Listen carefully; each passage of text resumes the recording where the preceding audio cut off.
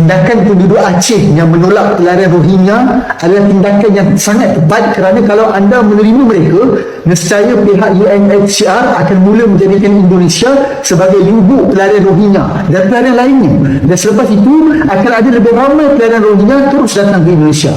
Kami di Malaysia dah menyesalnya amat kerana kita terlalu membantu Rohingya tanpa gerak kerja tersusun. Hari ini di Malaysia ada lebih 100,000 pelarian Rohingya dan penduduk tempatan tak senang sama sekali dengan mereka.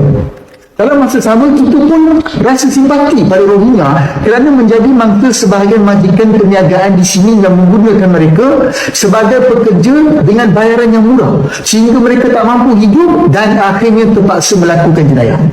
Sekarang mungkin mereka masih sedikit di Indonesia, tapi bila mereka dah ramai, mereka pasti akan melawan rakyat Indonesia. Apakah jalan keluar kepada masalah Rohingya ni? Indonesia, Malaysia dan semua negara ASEAN wajib menekan negara Burma supaya henti pembantaian terhadap Rohingya dan mengambil semula Rohingya ke Burma. Kedua, kita perlu menekan UNHCR supaya memberi jalan keluar kepada permasalahan ini. Dan ketiga, kita harus berbincang dengan negara Arab Teluk untuk mengambil pelarian Rohingya sebagai buruh di sana. Ingatlah bahawa sebelum kita nak melakukan kebaikan kepada orang luar, kita harus menguruskan rakyat kita yang masih ramai yang susah. Buat baik berpada-pada, jangan sampai negara tergadai. Kongsikan video ini seluas yang mungkin. Nama saya Muhammad Mirajul Islam Khan. Saya ni daripada Bangladesh. Tujuan saya buat video ni nak bagi nasihat dekat Rohingya dan juga nak bagi tahu kenapa Rohingya jadi macam ni sekarang ni. Apalah perangai dia sebenarnya. Perangai dia macam mana sebenarnya. Okey. Buat masa ni dekat Bangladesh ada orang Rohingya sejumlah lebih daripada 1 juta. Saya ulang sekali lagi, lebih daripada 1 juta. Mereka dulu boleh buat meniaga dekat Bangladesh disebabkan negara Myanmar tu taklah jauh sangat daripada Bangladesh. Disebabkan kita negara jiran. Lepas tu Rohingya ni orang Muslim. Kita pun rasa kesian lah. Benarkan mereka masuk dekat Bangladesh dan kita buat Rohingya camp. Kesian tu kesian lah, tapi kita nak selamatkan rakyat kita dulu. Tapi boleh buat kira lah kalau perangai mereka tu baik sangat. Masalahnya ramai yang jahat. Untuk yang jahat, yang baik pun sekarang tengah susah. Jadi saya nak cakap pada orang Rohingya ni. Orang tinggal dekat Malaysia ni bukan masuk belajar ataupun masuk macam orang Bangladesh buat masuk kerja.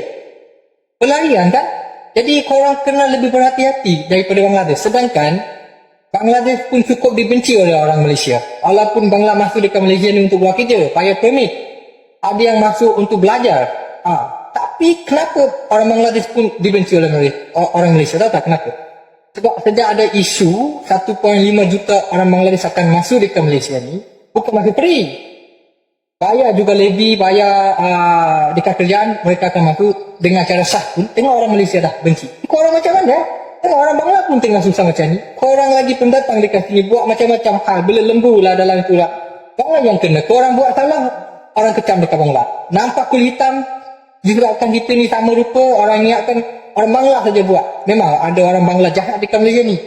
Saya memang benci juga pada mereka. Yang jahat tu jahat lah, tapi bukan semua kan. Tapi disebabkan korang, Bangla semua diwaki. Korang bela lembu dekat rumah, cakap Bangla yang buat. Korang rogol anak orang, cakap Bangla yang buat. Macam-macam lah. Kenapa korang tak pernah berseku ke? Kalau dekat Malaysia ni, korang tak boleh tinggal dengan cara elok.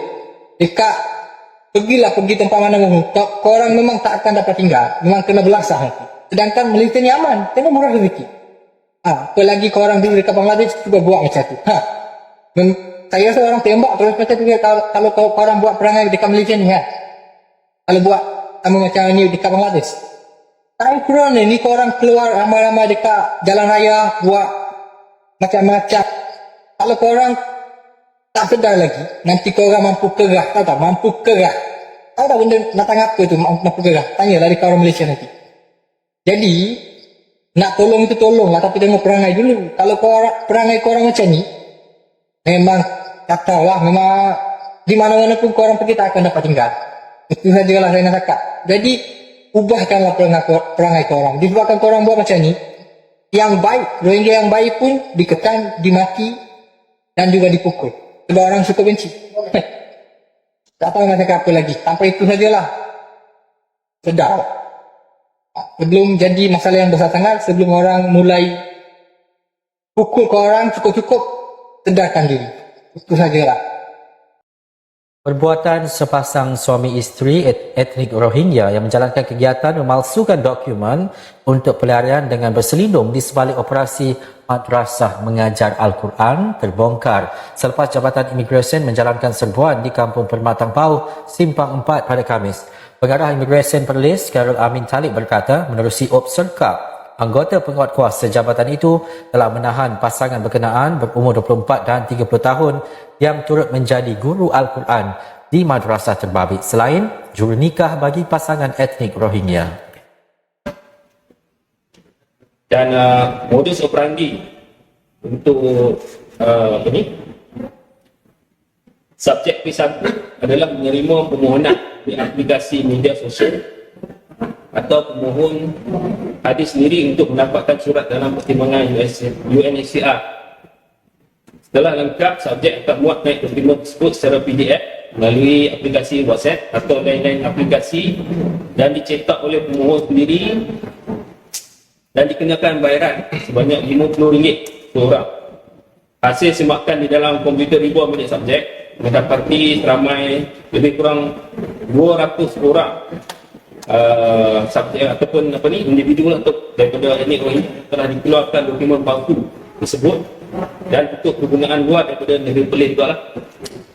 Selain itu juga pasukan operasi turut menemui sijil-sijil kahwin yang disyaki palsu untuk penggunaan pasangan etnik Rohingya yang turut disediakan oleh subjek utama kes ini. Hasil operasi itu sebanyak 200 keping surat dalam proses pertimbangan UNHCR dan 100 keping surat nikah yang dipercayai palsu dalam bentuk digital berjaya dirampas selain 2 komputer, 2 telefon bimbit, 1 pemacu kilat USB, 2 unit kad memori dan 2 set kad perniagaan. Khairul Amin berkata turut dirampas ialah 2 buku rekod bayaran proses serta wang tunai RM5,300 yang ditemukan disorok di bawah tilam suspek. Khairul Amin berkata, suspek utama disiasat mengikut Seksyen 56-1A-B Akta Imigresen 1959-63. Akta 155, manakala isterinya ditahan mengikut Seksyen 6-1-C Akta Imigresen 1959-63 Akta 155. Ya, Assalamualaikum warahmatullahi wabarakatuh.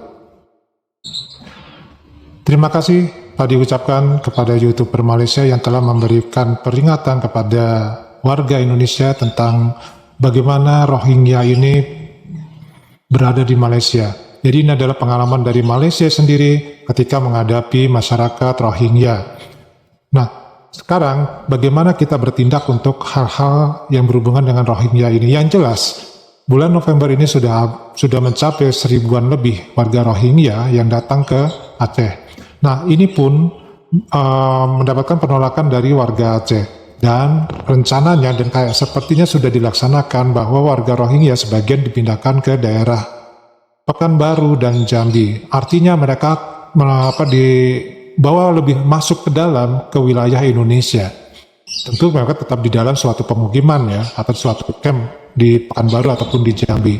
Namun hal ini juga akan menimbulkan polemik. Kenapa? Karena di situ pun ada warga-warga Indonesia yang nantinya bisa terjadi interaksi, bahkan mungkin terjadi suatu clash ya, yang tidak diinginkan. Nah, bagaimana penanganannya? Nah, di sini sudah diingatkan bahwa untuk warga Rohingya ini kita harus tolak. Seperti halnya Malaysia sekarang sudah menolak. Karena apa? Kedepannya ini akan menyulitkan bagi kita semua. Menyulitkan dalam hal apa? Seperti yang terjadi di Malaysia, bahwa warga Rohingya ini sekarang sudah meminta bagian lahan dari di wilayah Malaysia untuk mereka duduki. Dan selain warga Rohingya tidak boleh masuk ke lahan tersebut, termasuk orang Indonesia. Itu yang pernah diucapkan oleh warga Rohingya di Malaysia.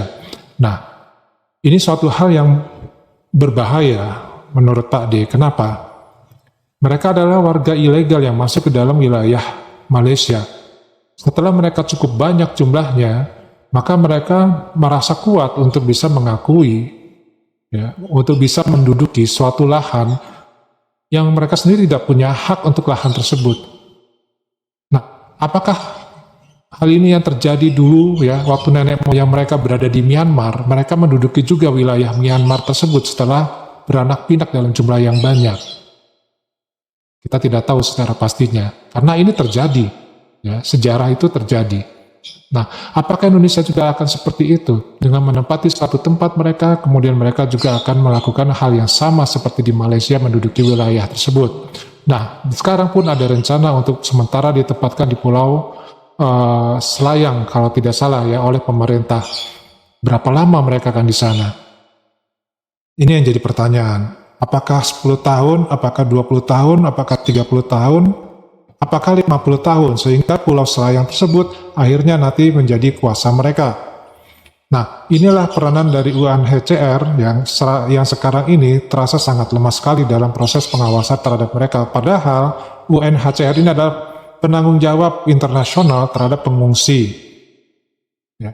Nah, yang dikhawatirkan lagi sama Pak Di, seperti yang tadi dilihat di video kedua, ya, di sini terjadi permasalahan secara sosial di mana ketika warga Rohingya berbuat suatu kesalahan, berbuat sesuatu hal yang merugikan warga tempatan, ini pun merugikan warga Bangladesh yang ternyata masuk ke Malaysia secara resmi.